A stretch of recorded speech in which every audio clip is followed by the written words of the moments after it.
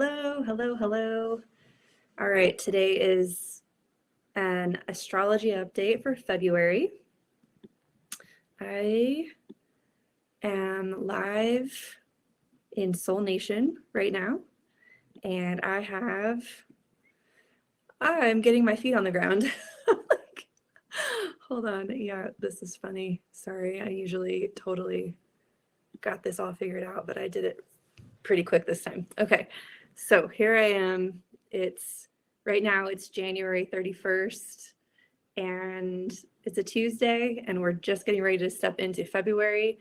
And wow, it's been a surprisingly different experience energetically than I was expecting, I'll be honest. And I should know this by now because I always say that the map is not the terrain, that we've got these beautiful maps, and when we actually get there to the terrain, we still have to have our feet on the ground.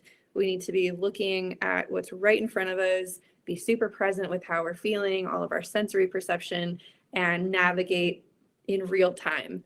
Like all the astrology in the world is not going to keep us from getting into the weeds occasionally. And so here it is. And the moon's in Gemini right now, which usually for me is pretty mentally connected, articulate, clear. And for whatever reason, the last couple of days, that function for me has been a little off kilter. And so we'll do the best. I'll do the best I can. That's all I can ever promise. What I know is that this week we've got some interesting squares happening right off the bat.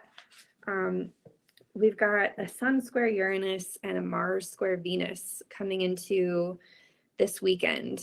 And as we're nearing the weekend, I think we're really going to be feeling it. And what that could feel like every time I like to describe squaring energy, I have this visual that I like to share because it works for me every time.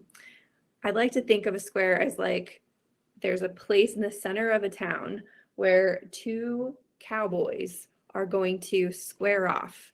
And the thing that both of them are saying is, this town is not big enough for the two of us. And so they're going to duke it out. They're going to figure it out. One of them's got to leave the town because the town's not big enough for the two of them. And so in a country, in like an old Western movie, they would have had some kind of shootout, and either one cowboy would die or it would leave, and then the town would be owned by the person that stayed or won. In the case of our consciousness, in the case of the parts that make us up, we can't kill any of these cowboys. If there's a moment in time where we feel like the town is not big enough for parts of us that want to express, then the town must grow. And so we've got a growth moment ripening this week, this very first week of February. And we're not unaccustomed to growth, but the growth is going to feel, one of the cowboys is going to be what we are conscious to, what's very present for us, what we actually are tending to in this moment. Sun in Aquarius, that means probably the people in our life, the networks that hold our world together, the people we serve, the people that serve us, our friends, our allies, like basically the fabric that we're a part of. Our consciousness is going to be on that part of our world. And then we've got the other cowboy is Uranus and Taurus. And Uranus and Taurus is saying, but I have needs. I hear that the people of the town really need me to play this role in their lives, or I need them to play this role in my life. But I have really deep physical sustainability needs that cannot be sacrificed for the town. So these two cowboys, this is only one of the squares. We got two squares happening here. So this is the first square. We got 4 cowboys in the square all rallying for their position in the town. This is where all of our growth is going to be coming from in this first week of February. How can we hold space for the people of the town, all the people in our life, and what we're trying to do for ourselves sustainably without sacrificing that. There's a big theme this week around what is my responsibility in all of this? What's my responsibility? And do I have to sacrifice myself in any way, in an unsustainable way, in order for the needs of others to be met? Is there some sacrifice happening that I've been doing and I cannot do that anymore? It's not sustainable for me to sacrifice that anymore. So this is one of the major squares. And so all week this week, we could be feeling the pressure of that. And we've got right now the moon's in Gemini, but it's going to move through Cancer, and it's going to feel really vulnerable. It's going to feel parts of us that we wouldn't normally open up to, things that we have coping mechanisms around. Those are all going to be activated.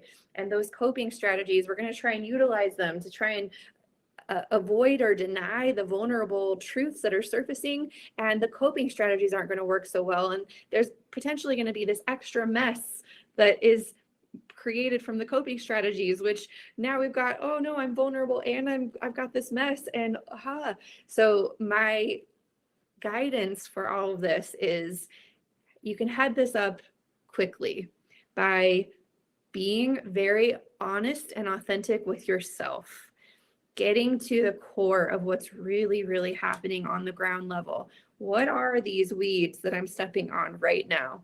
How can I attend to what's actually physically in my life right now? And really be honest with that. And if I can be honest with that, can I then take that honesty and communicate that very honestly, authentically, transparently with the people in my world that I depend on and who depend on me, the people that my fabric is connected to? That is going to create a sustainability blueprint moving forward that will mean growth for the entire town. And because it's never been sustainable for us to sacrifice ourselves for the town. And it's never been sustainable for the town either, because then the thing that they're depending on can't run their own ship, can't run their own system, right?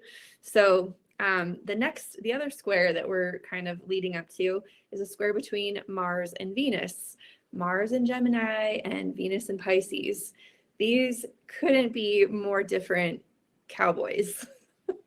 The cowboy of Mars is saying, well, we can think our way through this. Let's create a plan. Let's take action. Let's use our mental capacity to solve this problem. I see it. And Venus is very like, wait, but that's not going to help. That's actually not helping. Mars, what I really need, what I'm really feeling myself need is I'm needing to have a little bit of a helicopter view. I'm needing to see the bigger picture. I'm needing to ask myself on a long enough timeline, is this ultimately aligned with my values? Like a couple of things that are kind of Venus oriented for the square is this going to really matter in 5 months from now or 5 years from now? Or is this something I need to attend to this week or even this month? Like, are there things that we're trying to solve here with our mental capacity that really are taking up a lot of our mental bandwidth that could be utilized for something that's a little bit more receptive, that's going to take a little more time to unwind? Like, we can't always solve problems immediately. Some things take time to grow and unwind and release and reorchestrate. And Venus is asking for that faith of time, while Mars is trying to just figure it out. Now, we don't need either of these cowboys to leave. It's very important to have a Mars that wants to use mental energy to figure things out. But if we don't balance that with Venus's perspective and values, we could try to figure things out that don't need to be figured out right now. And instead, grow your capacity to hold both by listening to Venus's more urgent needs and using Mars to serve her in those more urgent needs. That will give her the resourcefulness to then work with Mars in giving him the resources he needs to move forward with certain projects. So that's this week. Now, I'm not going to be so detailed about every single week of February, but we're in the terrain of this week and I'm feeling it. So I have a tendency to speak more on what's actually happening right here. Now we can kind of project into the map a little bit, and I'm going to talk about a few dates. What we have is, hold on, organizing my desktop here. We have a full moon this weekend. We have a full moon in Leo. And I've spoken about this before, but Leo's kind of the temple of Leo is kind of a big theme for us this year because we've got Black Moon Lilith moving through Leo this year. And so this is kind of a good opportunity this weekend to hold space for things that we've been really kind of afraid of or things we've been repressing about our personal expression, about the way that we are. The way that our special recipe operates in the world. We are, for the next year, or at least through October, we're facing our fears around being a unique person with unique ways of operating in the world. And I know that sounds like, why would we be afraid of that? But there's all kinds of weird subconscious things around that. Like, we could be saying, I don't know why my brain just doesn't work that way. I'm not really sure. I have a blind spot in my system around that. I avoid that because I'm not very good at that. And I feel bad about that. Or yeah, like if we're not super conscious of our repressed things, we actually will see that as a projection or a judgment that we place on something outside of us. So we could judge, like, that's just a window. It's like a shortcut. If there's certain things you really judge in the world, or that you see behaviors in people, or like I don't understand why they can't just see this or process this, or they can't just figure it out. Those places are places that we very, very carefully manage to develop ourselves so that we don't act like that. And there's always a part of that inside of us somewhere. And the more polarized we are in that subject, the more pulled, like stretched thin we are in that one area. There's probably a place in the middle between the thing that we judge most and the way that we are being. And we may find this year that we're being asked to step toward that middle ground. And this weekend, we'll have a moon coming conjunct to that space on Saturday morning. If you're in Australia, that might happen for you Sunday. And then the full moon is happening on the 5th. So this is going to be like another 24 hours or so. We're going to have a nice little window, is what I'm saying, this weekend, where we might feel a need to pull more toward the center on something that we keep at a very distant arm's reach. And so whenever we're called into a space of repression or resistance or fear or shame, there are other coping strategies that surface. And so even if you're super conscious of this, you might actually witness a lot of other people having some coping strategies that they're trying to use in order to alleviate uncomfortable feelings. And uncomfortable feelings are definitely not emergencies. That's something else that's coming up for the world that I'm navigating right now. There are literal emergencies that happen in the world. Like, if you're bleeding and you broke something, you have an emergency on your hands, you got to go to the hospital. But oftentimes energetic emergencies are not actually emergencies. They're just really, really acute, uncomfortable feelings. And it could feel like an emergency to have a very acute, uncomfortable feeling, but it's not actually. Like, as I was reflecting on this, when I got this message, I was picturing, there was a time when my little brother, he's 12 years younger than me. There was a time when my little brother would have really, he'd get very, very upset, and he would start hyperventilating, and we would try to help him to regulate his nervous system. But sometimes he would just knock himself out.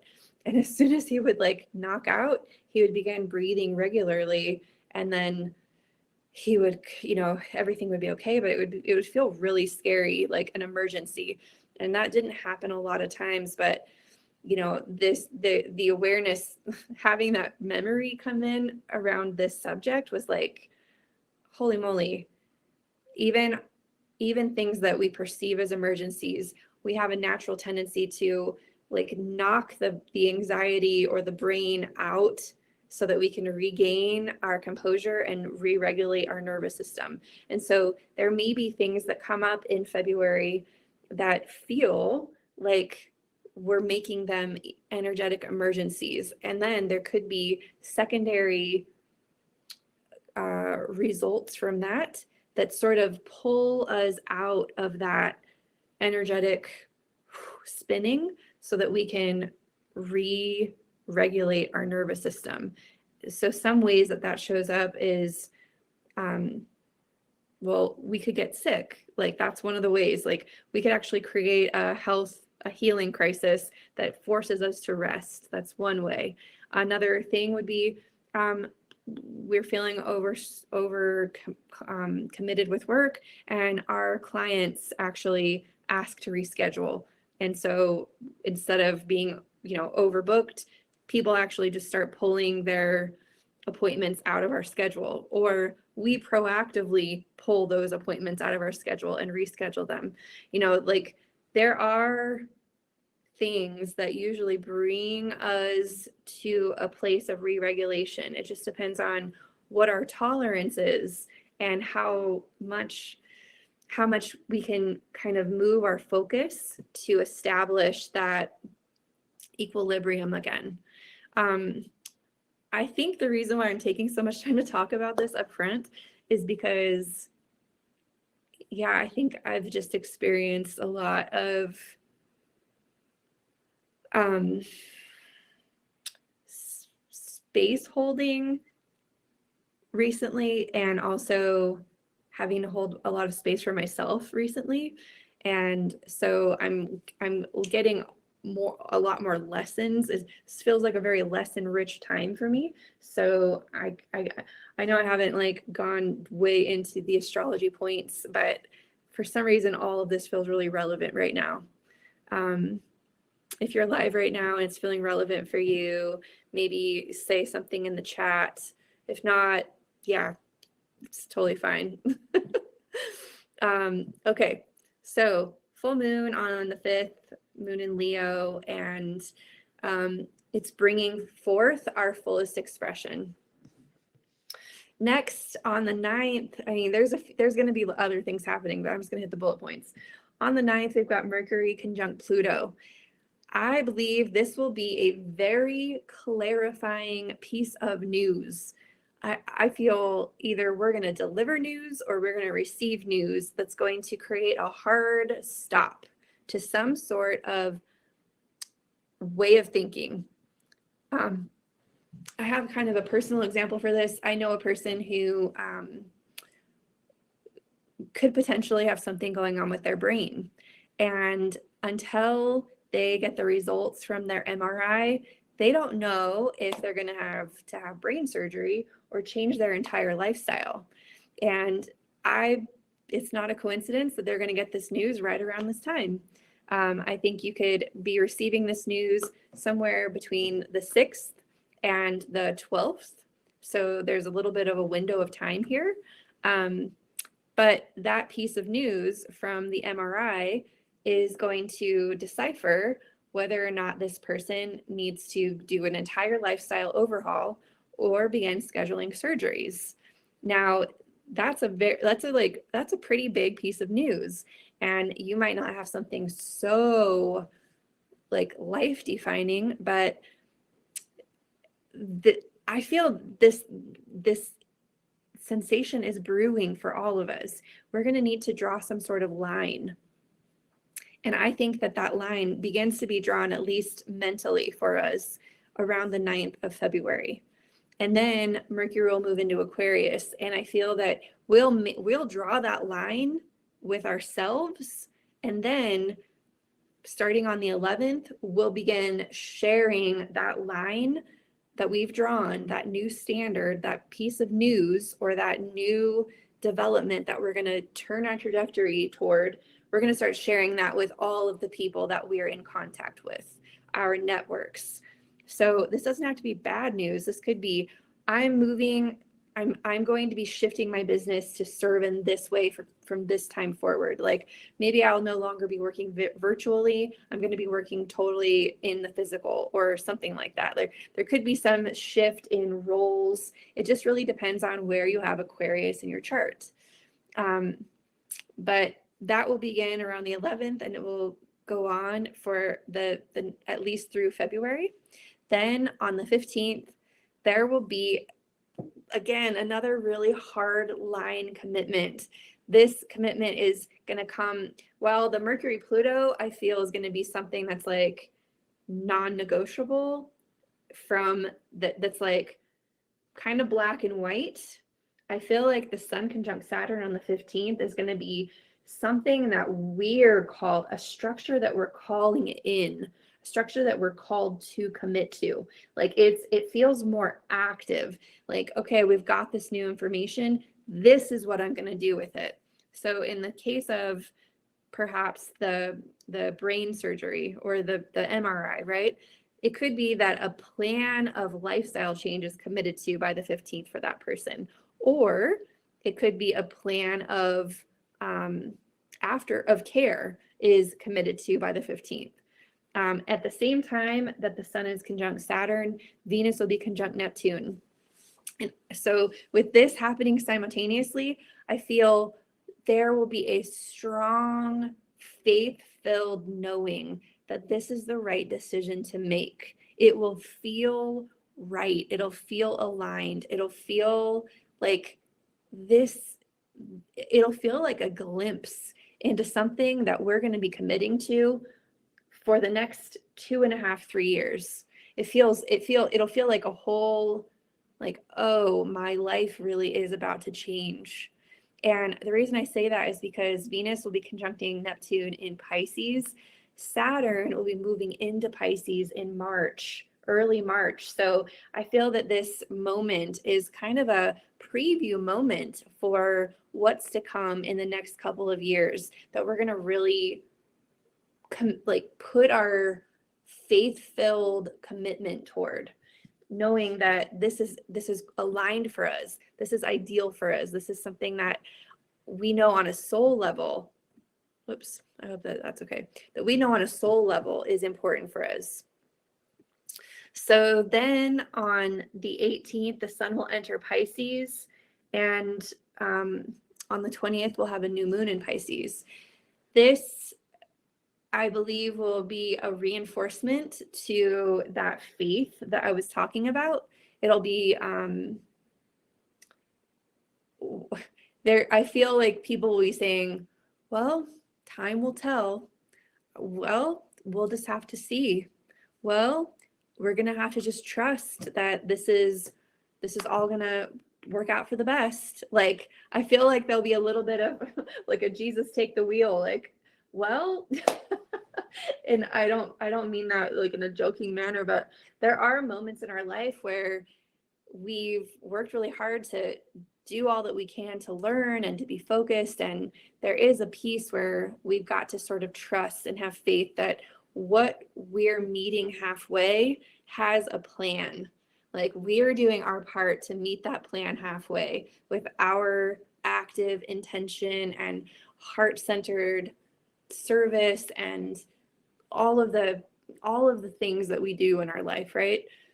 But there is a force that's meeting that halfway and that's inspiring that. And I believe that on the 20th, that's when that will become activated. And, you know, Venus will enter Aries the same day as the new moon in Pisces. And Venus in Aries is very connected to her instinctual nature.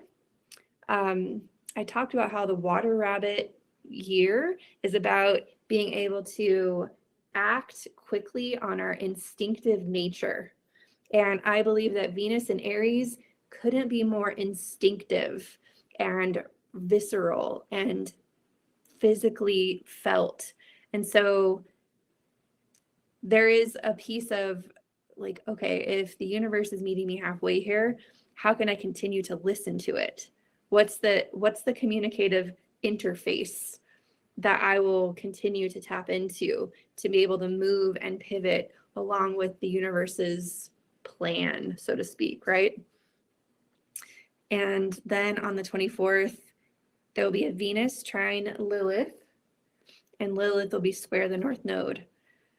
So I spoke in the beginning about that Lilith character in Leo. It's early degrees of Leo. Venus will be in early degrees of Aries. There will be a harmonious trine. So Venus in her visceral Aries instinctive sense is going to be harmonizing with the part that recognizes that we all have our own recipes for navigating this life. And if I'm going to North Node build a sustainable life for myself, it has to include my recipe and my instincts. So we can't sacrifice the body or the body's sensations or the body's needs or the body's desires or the body's essential life force. So I hope that you followed that. So that was kind of a big, ending to the month. There's more, obviously, there's always more, but these are the big notes for February. That Venus trine Lilith. So the 24th is, it's a Friday for me, Saturday for people in Australia. I mean, we're kind of lucky that things are happening kind of on the weekends for us this month. It kind of gives us a chance to pull ourselves out of the professional world. If you have the week, I mean, who knows? I'm kind of speaking stereotypically these days. Who knows? We could be working any schedule from any time frame to anyone in the world, obviously. So that might not even be relevant anymore. But if you know these things in advance, you can create a little space for yourself to be with your physical body, to be with your most raw expression, to be with your desires to create a sustainable life for yourself, to be with the terrain of your life in the flesh, using our capacity to navigate and to think and to plan, but using it in service to what's happening right now. That is primarily my guidance for February. And March is going to be really, really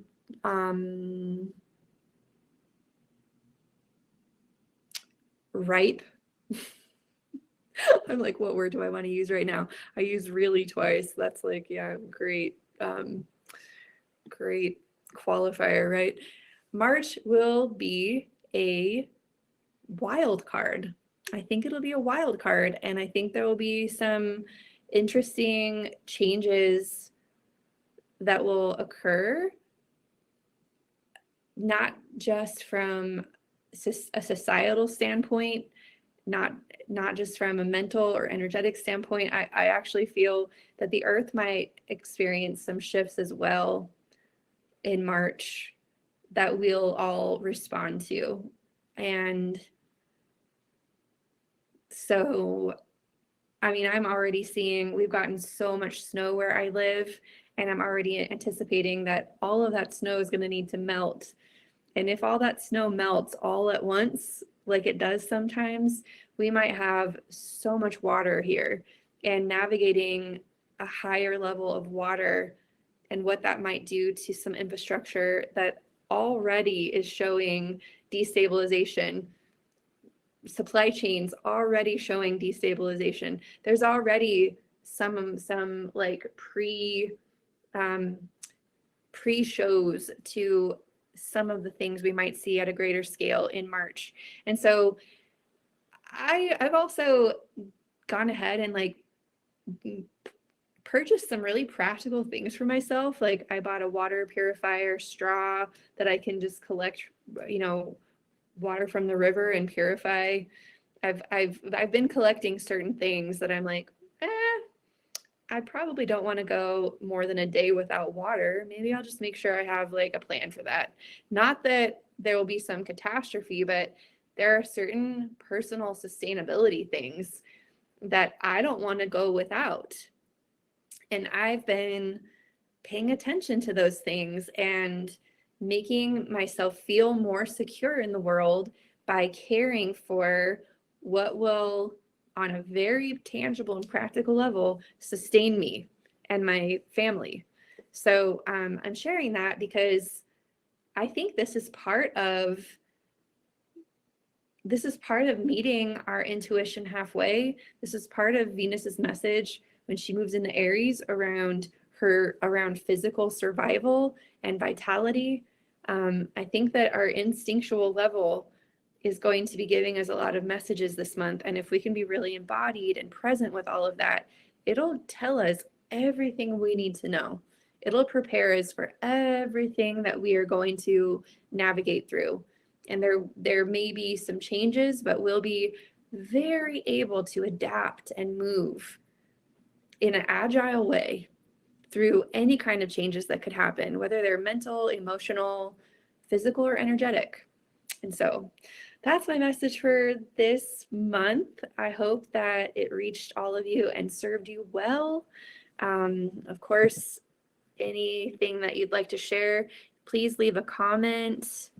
I'm seeing all kinds of messages here that I didn't see before. Yep. Okay. I'm seeing that unfortunate feelings are not emergencies. Relevant for sure. Yep. Absolutely agree. Don't fill the gaps of life. Don't fill the gaps life creates for you. Yep. They've been created for a reason. I feel the whole of Australia is in emergency mode, getting back into life after the summer holidays, like the need to hit the ground running. Hold more space for others too, but also like it's a mirror. The more I hold for others, the more I'm holding for myself. Thank you. This is my soul language over the next few years. Yep, exactly. Yes. Oh, happy birthday, Emily, for sure.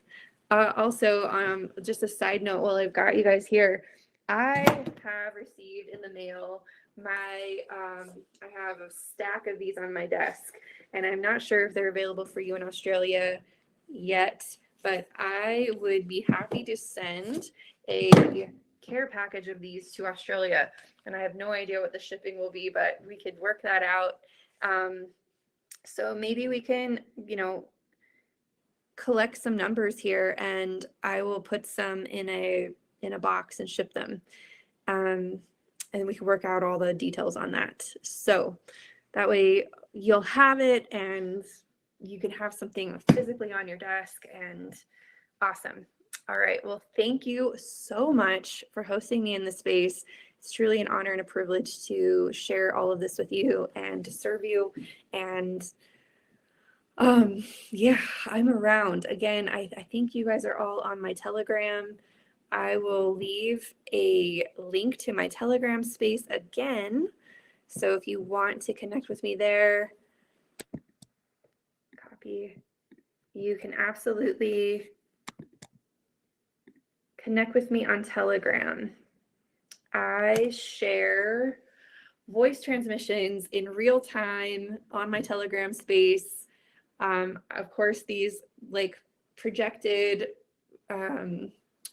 projected ideas are great and all, but when we're actually in it in real time, that's when I use my Telegram space to be like, wow, this feels different than I thought. And this is the way I'm experiencing it. And this is the feedback I'm getting from all the people I'm connected to. And so if that's something that you would love to be a part of, join the Telegram group. It's free. And I would love to have you there. I just crossed the 100 subscriber mark over there. And that was really exciting for me because it feels like everyone's there is really like self-curated. It's a very self-curated space and it's super at will, and you actually have to go there to receive the messages. So for me, it's not like the people that are there, they're not there just accidentally finding me. Like, it's a very deliberate space. So I really appreciate all of you who've joined me there. Anyways, I'm going over time. I just want to thank you again, and I will see you next month. I have a tendency to do this at this time, the very last day of the month. So, or the very last, I think it's Wednesday for Australia. It's Tuesday for me. So I will be here same time at the end of February. All right. Bye-bye. Thank you.